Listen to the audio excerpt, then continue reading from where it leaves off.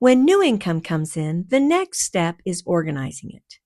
This is how money moves out of your income bucket and is set aside in your other buckets for bills, spending, eating out, and anything else you've set up.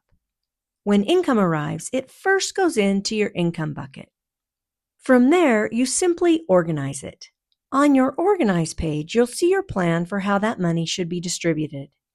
For example, some money will be set aside for bills, some for spending, some for eating out, and some for any other buckets you've created. You can organize your money using schedules, percentages, or a combination of both, whatever works best for you. When you save your organized plan, money moves out of your income bucket and into those buckets. Now your money is set aside and ready to cover what's ahead. That's what keeps everything clear. Your money isn't just sitting in one big pile, it's organized so you can clearly see what's available to spend and what's already planned for something else. And remember, nothing is locked in. You can always move money between your buckets later if plans change.